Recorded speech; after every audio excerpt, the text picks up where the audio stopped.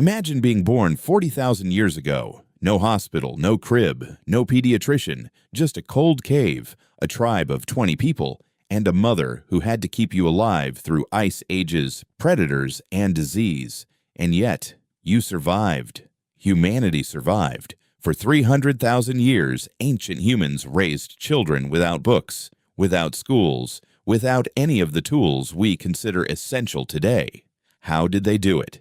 The answer will completely change how you think about childhood. Every child belonged to the whole tribe. In the modern world, raising a child is the job of two parents. Maybe a grandparent helps, maybe a babysitter. In the ancient world, raising a child was the job of everyone. Anthropologists call this alloparenting, when people other than the biological parents help raise a child. In ancient tribes, aunts, uncles, grandmothers, older siblings, and even unrelated adults all participated in feeding, protecting, and teaching children. This wasn't charity. It was survival strategy. A mother alone cannot hunt, gather food, build shelter, and carry an infant at the same time. But a tribe of 20 adults can distribute those tasks. One person watches the children while others hunt. One elder teaches skills while mothers rest. Ancient children were never alone. They were surrounded by adults at all times, learning, watching, absorbing everything around them. Learning by watching, not by school. Ancient children didn't go to school. They had something better. They followed adults everywhere. From the moment they could walk, children accompanied hunters on short trips, watched elders make tools, helped women gather plants, and observed every skill the tribe needed to survive. By age 7, an ancient child could identify dozens of edible plants, track animal footprints, start a fire, and make basic tools. Skills that modern adults learn in wilderness survival courses. Ancient children absorbed naturally by age 10. This is called embodied learning, learning through doing, watching, and participating, rather than sitting and listening. Modern education researchers now believe it's the most effective form of learning that exists. Ancient humans figured this out 300,000 years ago. Play was survival training. When ancient children played, they weren't wasting time. They were training. Children mimicked hunting with sticks and rocks. They practiced building small shelters. They played chasing games that built speed and endurance.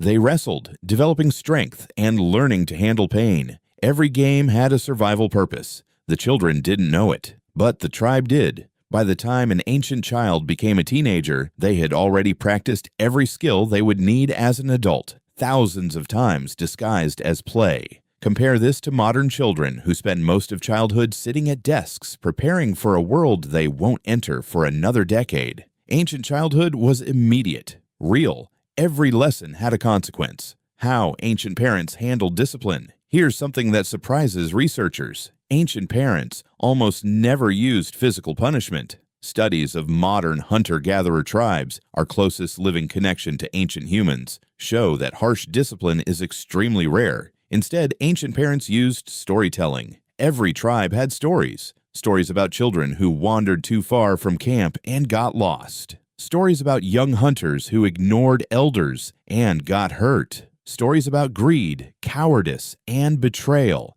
and what happened as a result. These weren't bedtime stories. They were instruction manuals, behavior guides wrapped in narrative so children would remember them. Ancient humans understood something modern psychology confirms. Stories change behavior more effectively than rules and punishment. What happened when children were sick without medicine? Sick children were the greatest fear of any ancient parent. Ancient tribes responded to sick children the way they responded to every threat, together. The healer treated with plants and rituals. The whole tribe reduced the child's responsibilities. Adults took turns watching and comforting. Emotional support wasn't considered soft. It was considered medicine.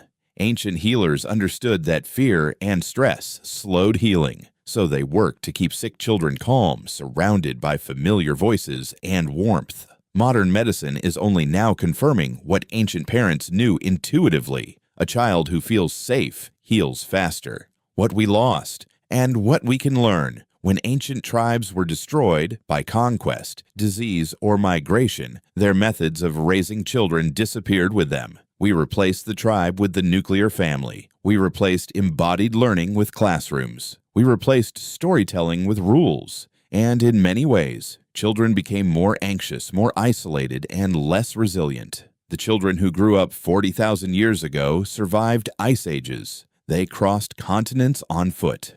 They built civilizations from nothing. They were raised by everyone. They learned by doing. They were never alone. Maybe we have more to learn from them than we think.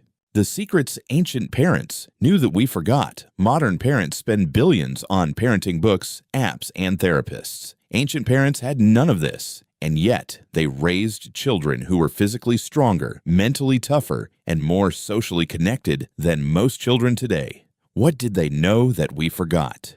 First, children need risk. Ancient children climbed trees, handled fire, used sharp tools, and faced real danger from a young age. This wasn't neglect. It was intentional. A child who has never faced risk has never learned to manage fear.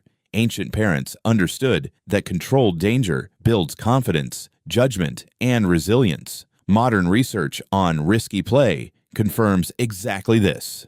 Second, children need nature. Ancient children spent every waking hour outdoors.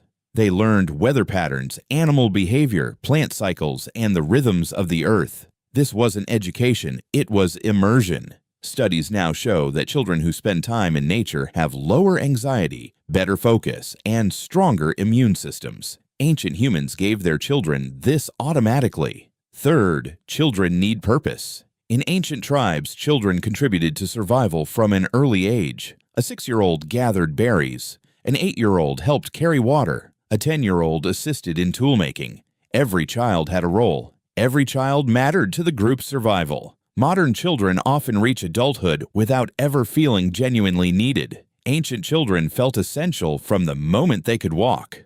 Fourth, children need stories. Every night, around the fire, elders told stories. Not entertainment. Moral frameworks. Maps of how to behave, who to trust, what to fear, what to value.